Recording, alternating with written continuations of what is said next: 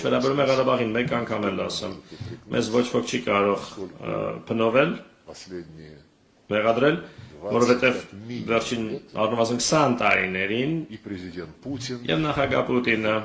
եւ նախագահ Մեդվեդևը, հետո նորից նախագահ Պուտինը առաջ էին մղում լուծումներ, որոնք ապահովում էին արդար մոտեցում, խաղաղ բանակցությունների միջոցով։ Հիշեցնեմ ինչի մասին էր խոսքը գնում։ Ադրբեջանական 7 շրջաններից տալ 5-ը, վերադարձրել 5 շրջանները, որպես առաջին քայլը եւ միջանկյալ փուլ որպես պահպանել Կելբաջարի եւ Լաչինի շրջանները, դրանք ահռելի տարածքներ են, որոնք Հայաստանը միացնում են Ղարաբաղի հետ։ Պահպանեք դրանք այն կարգավիճակում, որում կան հիմա,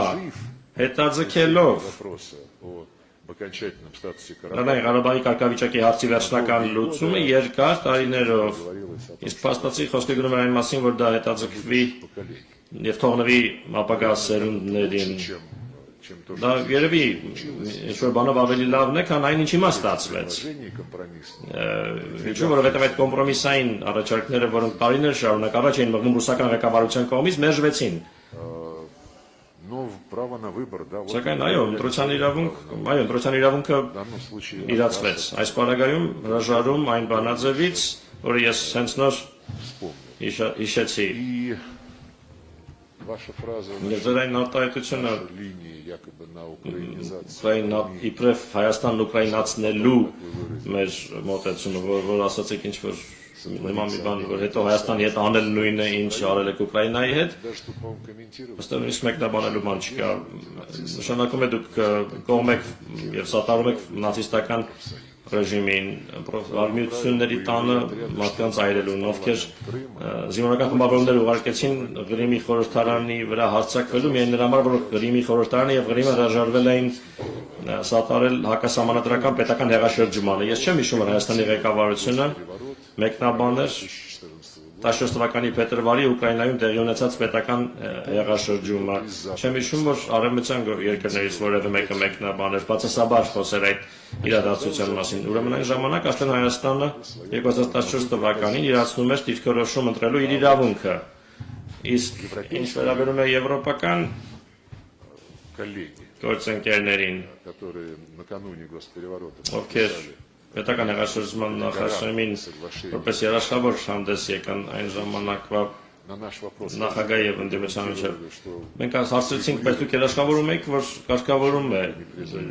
տեղի ունեցել, ինչու ոչ չեք անի այդ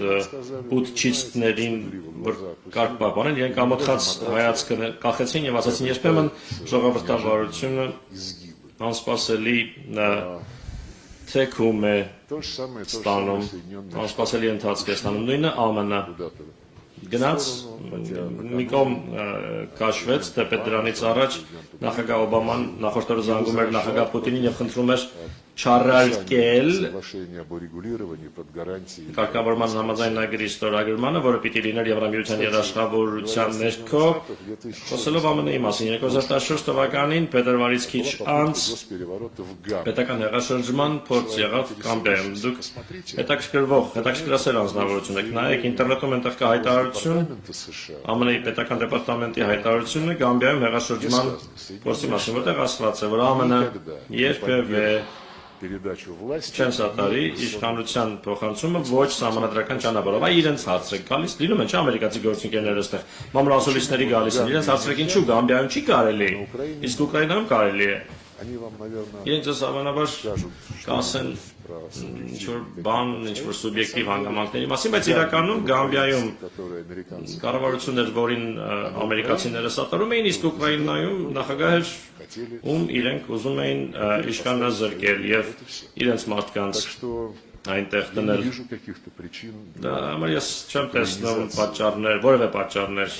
Հայաստանի ուկրաինացման համար, Հայաստանը մեր դաշնակիցն է, մեր ընկերն է, Հայաստանը չի Հայաստանը ռուսաց լեզուն, ռուսական մշակույթը անօրինական չի հռչակում, օրինական իրավունքներից չի զրկում էթնիկ ռուսներին եւ նրանց, ովքեր պարզապես ուզում են ռուսերեն խոսել։ Հայաստանում ընդունված չեն օրենքներ, որոնք արգելում են այդ ամենը, ի տարբերություն Ուկրաինայի։ Այդ օրենքների ցանկը այսօր մենք փոխանցեցինք մեր ընկերներին, որևէ երկրում չկա որևէ լեզվի արկելք, խոսքը ոչ պետական լեզվի մասին է, որևէ երկրի, որևէ լեզվի, եթե այդ լեզվով խոսողները քո երկրի բնակիչներն են, մենք բացեցինք, որ Հայաստանում արգելված չէ ադրբեջաներենը, իմիջայլոց Ադրբեջանում, այդ թվում այժմ նաև Ղարաբաղում, ժամանակությամբ Ադրբեջանի արգելված չէ հայոց լեզուն, իսկ այ Ուկրաինայում ռուսերենը արգելված է, Իսրայելում արաբերենը արգելված չէ, արաբական երկրներում եբրայերենը արգելված չէ։ Ուկրաինան այդ առումով ունիկալ պետություն է, երբ մենք լսում ենք Եվրահանձնաժողովի ընդայնման հանձնակատարի հայտարարությունները, տեկին կարծես Կոս ասում է, իբրև ամբողջ Ուկրաինան կատարել է բոլոր նախնական պայմանները եւ կարելի է սկսել անդամակցության բանակցությունները, եւ այն բանի ֆոնի, որ Ուրսուլա ֆոն դեր Լայենը, Կայա Կալասը եւ մյուսները հայտարարում են, թե պետք է օգնել Ուկրաինային, քանի մինչեւ որ հաղթի, որովհետեւ Ուկրաինան պաշտպանում է եվրոպական արժեքները, դա նշանակում է, որ Եվրոպան իր արժեքներն է համարում նացիզմը,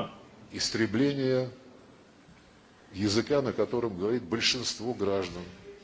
Այն լեզվի ոչնչացումը, որով խոսում են տվյալ պետության Ուկրաինայի քաղաքացիների մեծամասնությունը,